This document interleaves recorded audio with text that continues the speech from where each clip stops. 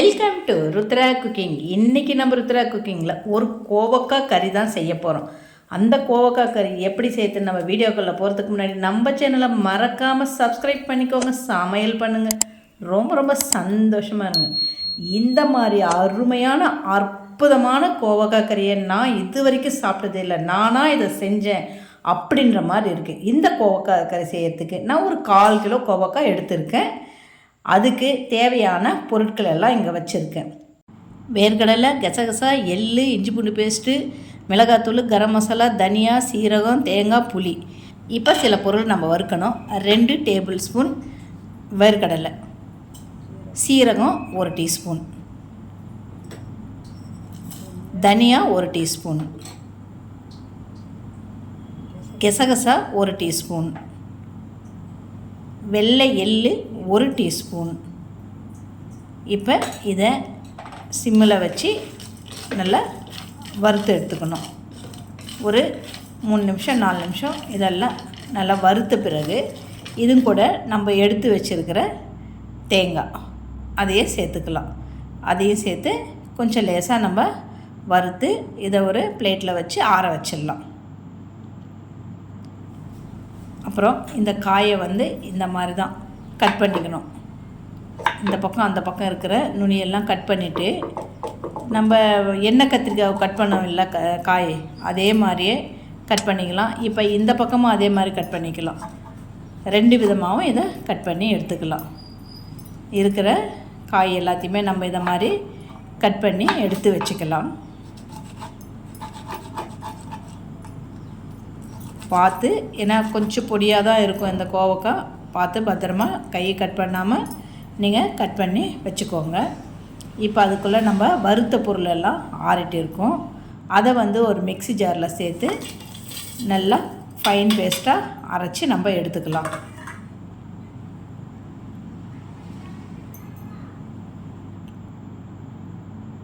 இந்த மாதிரி பேஸ்ட் மாதிரி இருக்கணும். இந்த மாதிரி அரைச்சி எடுத்ததை ஒரு ஓரமாக வச்சுட்டு நம்ம ஒரு கடாய் எடுத்துக்கலாம். கடாயில் 2 டேபிள் ஸ்பூன் எண்ணெய் சேர்த்துக்கலாம். எண்ணெய் சூடாக இருந்தமே நம்ம கட் பண்ணி வச்சுருக்கிற அந்த கோவக்காயெல்லாம் அதில் சேர்த்து கொஞ்சம் நல்லா வதக்கிக்கலாம். ஒரு 5 நிமிஷம் இது நல்லா வதங்கட்டும். ஒவ்வொரு காய் நல்லா சீக்கிரமாக வெந்துடும். ஒன்று கொஞ்சம் வேகிறதுக்கு லேட் ஆகும். இப்போ ஒரு 5 நிமிஷம் இது அப்படியே வேக வச்சிடலாம். இந்த எண்ணெயிலே அது கொஞ்சம் நல்லா வேகும்போது கொஞ்சம் சாஃப்டாக இருக்கும்.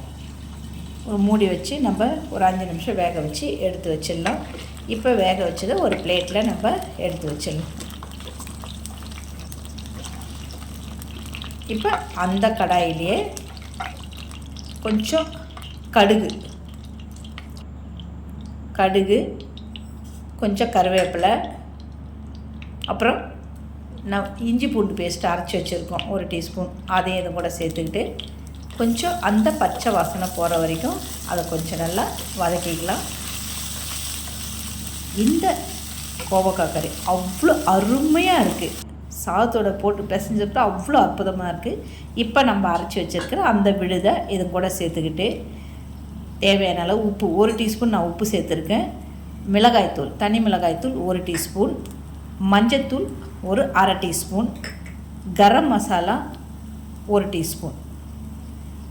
இப்போ இதை நம்ம நல்லா கலந்து விட்டுக்கலாம். கலந்து விட்டு கொஞ்சம் நேரம் அப்படியே வதக்கிக்கலாம். இதில் கொஞ்சம் எண்ணெய் பிரிகிற வரைக்கும் நம்ம இதை கொஞ்சம் நல்லாவே வதக்கணும். அப்போ தான் டேஸ்ட்டாக இருக்கும். பாருங்கள், இந்த மாதிரி எண்ணெய் பிரிஞ்சு வரணும். அது வரைக்கும் இது நல்லா கொஞ்சம் வதக்கிக்கிட்டு இப்போ நம்ம ஏற்கனவே கோவக்காயை வதக்கி வச்சுருக்கோம் இல்லையா, அதை எடுத்து நம்ம இது கூட சேர்த்துக்கலாம். அது கூட நல்லா சேர்த்துட்டு இப்போ நம்ம புளி காமிச்சேன், சின்ன எலுமிச்சைப்பழ அளவு புளி, அதை கரைச்சி அந்த புளி தண்ணியை நம்ம இது கூட சேர்த்து கொஞ்சம் நல்லா கலந்து விட்டுருந்தோம். அதுக்கப்புறம் இதுக்கு ஒரு 1/2 கிளாஸ் தண்ணி இது கூட நம்ம சேர்த்துடலாம். சேர்த்து கொஞ்சம் நல்லா கலந்து விட்டுட்டு மினிமம் ஒரு 15 நிமிஷமாவது மூடி போட்டு இதை நம்ம வேக வைக்கணும்.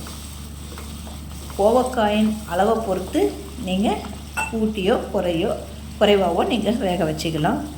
இது கொஞ்சம் சாஃப்டாக வேகணும். ஒரு மூடி போட்டு ஒரு 15 நிமிஷம் இதை அப்படியே நம்ம வேக வைக்கலாம். அப்புறம் நடுவில் கொஞ்சம் நேரம் அப்படியே எடுத்து கலந்து விட்டுக்கணும். ஏன்னா அடி பிடிச்சிடும் இல்லையா, அதனால் அப்பப்போ கொஞ்சம் நல்லா கலந்து விட்டுக்கணும்.